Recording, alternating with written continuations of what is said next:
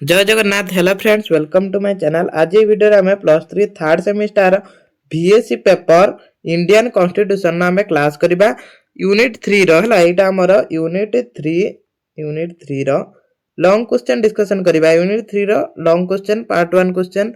तो ये देखो मोस्ट इंपोर्टेंट लॉन्ग क्वेश्चन आम डिस्कशन करदेबा। जो मानकर बही अच्छी से कौन लॉन्ग कर भी पढ़ी पारती, किंतु आम जी एग्जाम जो भाया लिखा मुझे भाया सर्ट करके लॉन्ग क्वेश्चन आंसर देती। ये सब सिलेक्शन क्वेश्चन है। सिलेक्शन क्वेश्चन आम आंसर तीन लॉन्ग क्वेश्चन अच्छी।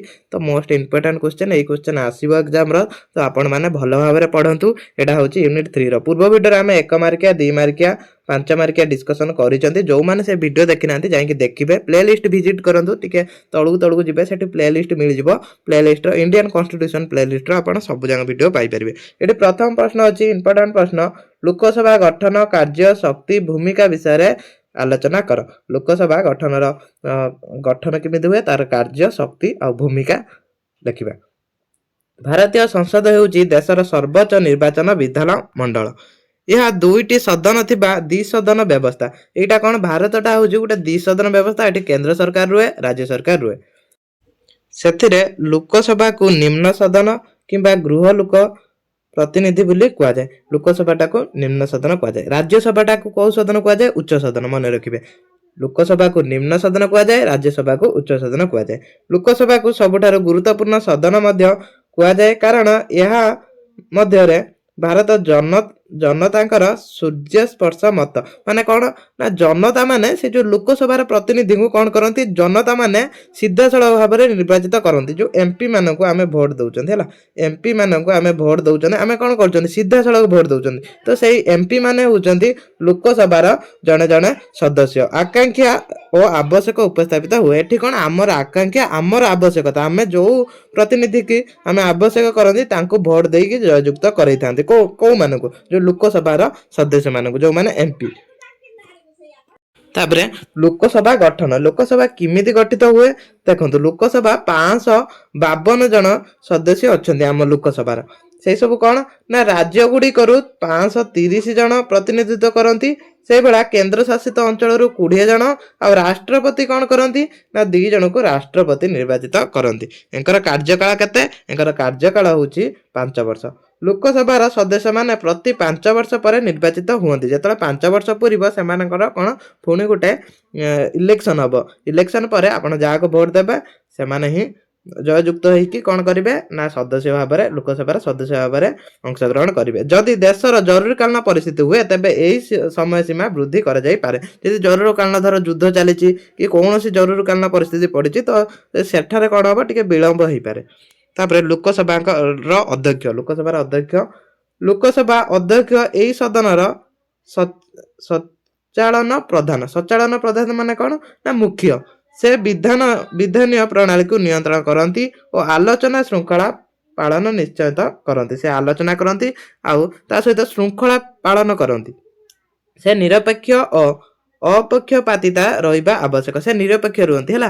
धर कौन सी गोटे राजनीतिक दल को सपोर्ट करवा जमीती अच्छी कौन बीजेपी कांग्रेस, धर से कौन सी राजनीतिक दल को सपोर्ट करेंगे। से निरपेक्ष रे कहीं सी होती अध्यक्ष। से निरपेक्ष रे जोटा ठीक से से विचार करती। लोकसभा शक्ति और कार्य, लोकसभार शक्ति और कार्य कौन रोचे देखो। खाली इमिति हो पारे लॉन्ग क्वेश्चन लोकसभार कार्य लेख इमिति भी हो पारे। लोकसभा कौन यार कार्य लेख।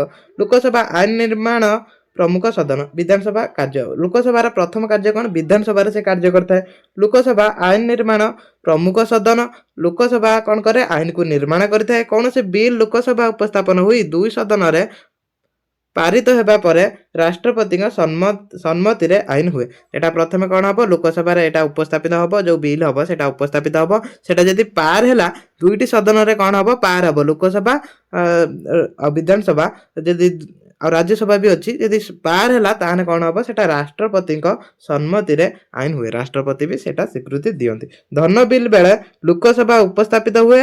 यह लोकसभार विशेष अधिकारी। धन बिल माने कौन मनी बिल जोटा आर्थिक बिल। आर्थिक बिल कौन हुए ना लोकसभा उपस्थापित हुए।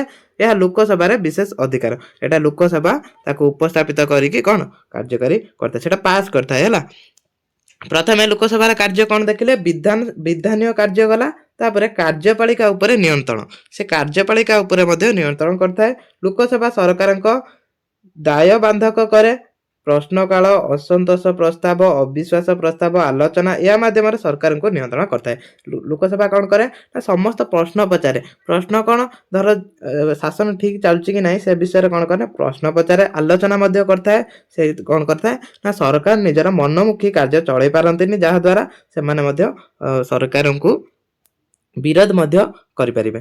ତାପରେ ଆର୍ଥିକ ଶକ୍ତି, ତାଙ୍କର ଆର୍ଥିକ ଶକ୍ତି ମଧ୍ୟ ଅଛି ବିଧାନସଭା ନୁହେଁ ଲୋକସଭା। ଧନ ବିଲ୍, ଅନୁମୋଦନ ବିଲ୍, ବଜେଟ୍ ଆଦି ଲୋକସଭା ମତ ଚାଲିଥାଏ। ସରକାର ତାଙ୍କର କାର୍ଯ୍ୟଚାଳନା ପାଇଁ ଅର୍ଥକୋଷରୁ ଧନ ବ୍ୟୟ କରିବାକୁ ଲୋକସଭା ସମ୍ମତି ଆବଶ୍ୟକ ପଡ଼େ। ଯଦି କୌଣସି ବି ଦେଖନ୍ତୁ ଧର ଯେଉଁ ନିଯୁକ୍ତି ପାଇଁ କ'ଣ ହେଉଛି ନା ପୋଷ୍ଟ ବାହାରିଛି ସବୁ ହେଲା ଗଭର୍ଣ୍ଣମେଣ୍ଟ ଚାକିରି ପାଇଁ, ସେସବୁ କ'ଣ ହୁଏ ଲୋକସଭାରୁ ସେଟା ଅନୁମତି ଦରକାର। ଯଦି ସେଠି ନ ପାସ୍ ହେଇଛି ତ ସେଟା ହେଇପାରିବନି। ନିର୍ବାଚନ ସମ୍ପର୍କିତ ଭୂମିକା, ଦେଖନ୍ତୁ ଏଇ ଯେଉଁ ଗଭର୍ଣ୍ଣମେଣ୍ଟ ଜବ୍ ସବୁ ହେଉଛି କ'ଣ ୟା ଦ୍ୱାରା ପଇସା ଖର୍ଚ୍ଚ ହେଉଛି, ତ ସେଇଥିପାଇଁ କ'ଣ ଦରକାର ନା ଯେହେତୁ ଏତେ ପଇସା ଖର୍ଚ୍ଚ ହେବ ସେଟା ରାଜକୋଷରେ ଯିବ, ସେଇଥିପାଇଁ ଏଇଟା ତାଙ୍କ ଅନୁମୋଦନ ଦରକାର ହେଲା। ସେଇଟା ହେଉଛି ଆର୍ଥିକ ବିଲ୍। ନିର୍ବାଚନ ସମ୍ପର୍କିତ ଭୂମିକା, ଲୋକସଭା ରାଷ୍ଟ୍ରପତି, ଉପରାଷ୍ଟ୍ରପତି ଏବଂ ଅନ୍ୟାନ୍ୟ ସମ୍ବିଧାନୀୟ ପଦ ପାଇଁ ନିର୍ବାଚନ ମଣ୍ଡଳର ଅଂଶ। 5 ଅଭିଯୋଗ ପ୍ରକ୍ରିୟା, ନ୍ୟାୟାଧୀଶମାନଙ୍କ ବିରୋଧରେ ଅଭିଯୋଗ ପ୍ରକ୍ରିୟାରେ ଲୋକସଭା ଭୂମିକା ନିଭାଏ। ତ ଏଇ ସବୁ କ'ଣ ଅଭିଯୋଗ ବି କରିପାରେ। ଲୋକସଭାର ଭୂମିକା କ'ଣ ଦେଖିବା। ଲୋକସଭା ଦେଶର ଲୋକତାନ୍ତ୍ରିକ ଚେତନା ପ୍ରତୀକ। ଲୋକସଭା ହେଉଛି କ'ଣ ଲୋକତାନ୍ତ୍ରିକ ଚେତନାର ପ୍ରତୀକ। କାହିଁକି ନା ଲୋକସଭାରେ ଯେତିକି ବି ସଦସ୍ୟ ଅଛନ୍ତି ସେମାନଙ୍କୁ କ'ଣ ଆମେ ସିଧାସଳଖ ଭାବରେ ନିର୍ବାଚିତ କରନ୍ତି। ଏହା ଲୋକମତକୁ ପ୍ରତିରୂପ କରେ, ସରକାର ଦାୟିତ୍ୱବୋଧ କରେ ଏବଂ ଦେଶ ନୀତି ଗଠନ ନିଷ୍ପତ୍ତିକାରୀ ଭୂମିକା ନିଏ। କାହିଁକି ଏଟା ନିଷ୍ପତ୍ତିକାରୀ ଭୂମିକା ନେବ, ଯେହେତୁ ଦେଖନ୍ତୁ ଜଣେ ଧର ଆମେ ଜଣଙ୍କୁ ଭୋଟ ଦେଲେ ସେ କ'ଣ ଠିକ୍ ଠାକ୍ କାର୍ଯ୍ୟ ନ କଲେ ତ ତାପରେ କ'ଣ କରିବା, ଆମେ ତାଙ୍କୁ ଭୋଟ ଦେବାନି। ତେଣୁ ଆମେ କ'ଣ କରିପାରିବା ନା ସରକାରକୁ ମଧ୍ୟ ଚେଞ୍ଜ କରିପାରିବା। ସେଇଥିପାଇଁ ଏଠି କହିଲା ଏଠି ନୀତି ଗଠନ ନିଷ୍ପତ୍ତିକାରୀ ଭୂମିକା ନିଏ ଦେଶର। ସରକାରଙ୍କ ଦାୟିତ୍ୱବୋଧ କରେ, ସରକାର କ'ଣ ଦାୟିତ୍ୱବୋଧ ହୁଅନ୍ତି, କାହିଁକିନା ସେ ଯଦି ଭଲ କାମ ନ କରିବେ ତାପରେ ଲୋକ ତାଙ୍କୁ ଭୋଟ ଦେବେନି, ଯାହାଦ୍ୱାରା ସେ ବହିଷ୍କୃତ ହେବେ। ତ ଏଇଟା ହେଲା ଲୋକସଭାର ଭୂମିକା, କାର୍ଯ୍ୟ ଆଉ କେମିତି ଗଠନ ହେଇଥିଲା ଆମେ ଜାଣିଲେ। ତାପରେ ରାଜ୍ୟସଭା ଗଠନ କାର୍ଯ୍ୟ ଗୁରୁତ୍ୱ ଉପରେ ବିସ୍ତାର ଆଲୋଚନା କର। ଦେଖନ୍ତୁ ଏମିତି ହେଇପାରେ ଖାଲି ରାଜ୍ୟସଭାର ଗଠନ ଓ କାର୍ଯ୍ୟ ଲେଖ କିମ୍ବା ରାଜ୍ୟସଭାର ଗୁରୁତ୍ୱ ଲେଖ, ଏମିତି ବି ଲଙ୍ଗ କ୍ୱେଶ୍ଚନ ଆସିପାରେ। ତ ଲଙ୍ଗ କ୍ୱେଶ୍ଚନ କ'ଣ ହବ ନା ଟିକେ ଘୁରେଇକି ଆସେ, କିନ୍ତୁ ଏଇ କ୍ୱେଶ୍ଚନ ଆସିବ ଗ୍ୟାରେଣ୍ଟି, ଏଇ କ୍ୱେଶ୍ଚନ ହିଁ ଆସିବ, ଭଲ ଭାବରେ ପଢ଼ିବେ। ତାହେଲେ ରାଜ୍ୟସଭା ବିଷୟରେ ପଢ଼ିବା। ରାଜ୍ୟସଭାକୁ ଉଚ୍ଚ ସଦନ କିମ୍ବା କାଉନସିଲ ଅଫ୍ ଷ୍ଟେଟ୍ ବୋଲି କୁହାଯାଏ। ଏଠି କ୍ୱେଶ୍ଚନ ଆସିବ ରାଜ୍ୟସଭାକୁ ଡେଶ ସଦନ ବୋଲି କୁହାଯାଏ, ରାଜ୍ୟସଭାକୁ ଉଚ୍ଚ ସଦନ କୁହାଯାଏ। ସେଇଭଳି ଆସିବ ଲୋକସଭାକୁ କେଉଁ ସଦନ କୁହାଯାଏ, ନିମ୍ନ ସଦନ କୁହାଯାଏ। ଲୋକସଭା ହେଉଛି ନିମ୍ନ ସଦନ, ମନେ ରଖିବେ। ରାଜ୍ୟସଭା ହେଉଛି ଉଚ୍ଚ ସଦନ। ରାଜ୍ୟସଭାକୁ କାଉନସିଲ ଅଫ୍ ଷ୍ଟେଟ୍ ମଧ୍ୟ କୁହାଯାଏ। ଏହା ଭାରତୀୟ ସଂସଦର ସ୍ଥାୟୀ ସଦନ। ଦେଖନ୍ତୁ ଯେଉଁ ଲୋକସଭା ଅଛି ସେଟା ଅସ୍ଥାୟୀ ସଦନ କାହିଁ କୁହାଯାଏ ନା ସେଟା ଭାଙ୍ଗିବ ହେଲା। ସେଟା ଲୋକ ଚାହିଁଲେ ଅନାସା ପ୍ରସ୍ତାବ ଦେଇ କ'ଣ ଭୋଟିଂ ମାଧ୍ୟମରେ ବି ସେଟା ଭାଙ୍ଗି ପାରିବ, କିନ୍ତୁ ଏଟା କ'ଣ ଏଟା ସ୍ଥାୟୀ। ରାଜ୍ୟସଭା ମୁଖ୍ୟ ଉଦ୍ଦେଶ୍ୟ ହେଉଛି ଦେଶର ସମସ୍ତ ରାଜ୍ୟ ଓ କେନ୍ଦ୍ରଶାସିତ ଅଞ୍ଚଳମାନଙ୍କର ହିତକୁ ଅଭିବ୍ୟକ୍ତ କରିବା। ଏଇଟା ହେଉଛି ତାର ମୁଖ୍ୟ ଲକ୍ଷ୍ୟ। ରାଜ୍ୟସଭା ଗଠନ, ତାହେଲେ କିଭଳି ରାଜ୍ୟସଭା ଗଠନ ହୁଏ। ରାଜ୍ୟସଭା ସର୍ବାଧିକ ସଦସ୍ୟ 250, କେତେ 250। ତା ଦେହରେ କେତେ ଥିଲେ 552, ମନେ ରଖିବେ। ୟା ଦେହରେ କେତେ 250।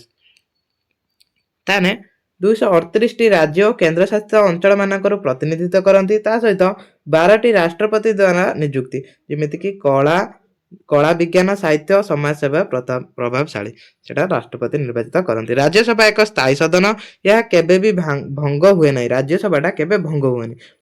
ପ୍ରତି 2 ବର୍ଷରେ 1/3 ସଦସ୍ୟ ଅବସର ନିଅନ୍ତି ଓ କ'ଣ କରନ୍ତି ନା ନୂତନ ସଦସ୍ୟ ଚୟନ ହୁଅନ୍ତି। ଯେତେବେଳେ 1/3 ସଦସ୍ୟ ଅବସର ନେବେ ସେହି ସମୟରେ ପୁଣି କ'ଣ ହେବ ନା ଯେଉଁ ସଦସ୍ୟମାନଙ୍କୁ ଚୟନ କରାଯିବ। ଏହା ରାଜ୍ୟସଭାକୁ ସ୍ଥିରତା ଦେଇଥାଏ। ଏଇଟା ରାଜ୍ୟସଭାକୁ ସ୍ଥିରତା ଦେଇଥାଏ, ଏଇଟା ଭଙ୍ଗ ହୋଇନଥାଏ। ରାଜ୍ୟସଭାର ସଭାପତି, ଭାରତରେ ରାଷ୍ଟ୍ରପତି ହେଉଛନ୍ତି ରାଜ୍ୟସଭାର ସଭାପତି।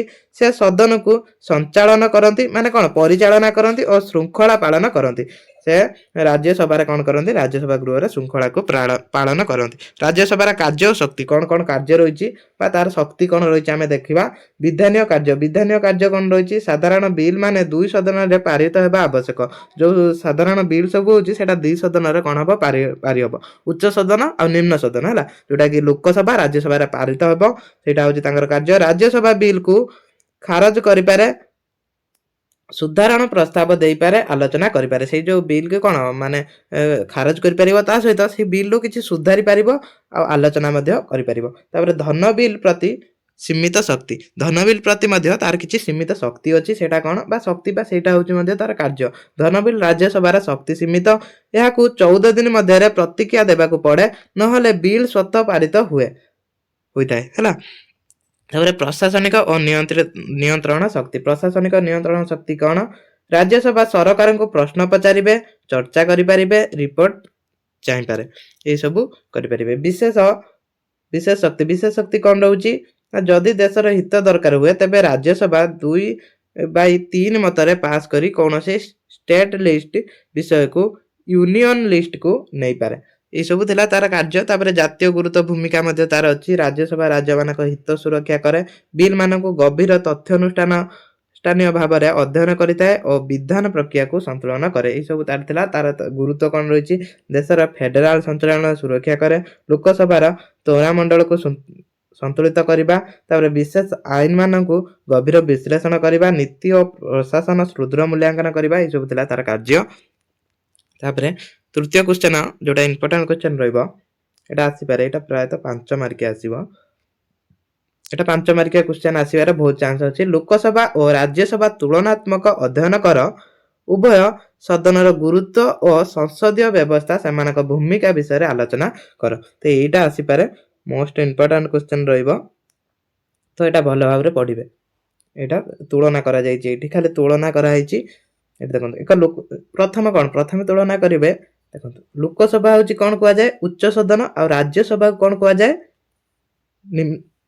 लोकसभा कुआ जाय निम्न सदन राज्यसभा को कुआ जाय उच्च सदन एटा गुटे प्रथम तुलना हला तापरे एठी लिखिबे लोकसभार सदस्य केते 552 होचंती लोकसभार सदस्य एठी आपण बुझंतु एई बळा आपण पार्थक्य लिखि परिबे आ राज्यसभार केते 250 होचंती राज्यसभार सेई बळी ताको मध्य को माने धर राज्य रु केते केंद्र रु केते यादर लिखिबे तादर भी सेमिति राज्य रु केते केंद्र रु केते राष्ट्रपति केते जन को मनोनीत करंती सेटा लिखिबे तापरे लिखिबे देखंतु एठी देखंतु लोकसभार सदस्य माने किभଳି निर्वाचित हुअंती आ राज्यसभार सदस्य माने किभଳି निर्वाचित हुअंती मो पार्थक्य कहि दउची आपनको जा द्वारा आपनकर सहज मन रहबो लोकसभार कोन होते ना लोकसभार जो सदस्य मानको लोक माने बा जनसाधारण प्रत्येक भाबरे निर्वाचित करंती किंतु राज्यसभार सेटा न थाए सेटा से माने परोक्ष भाबरे निर्वाचित हुअंती एठी लिखिबे लोकसभार सदस्य माने प्रत्येक भाबरे निर्वाचित हेबे किंतु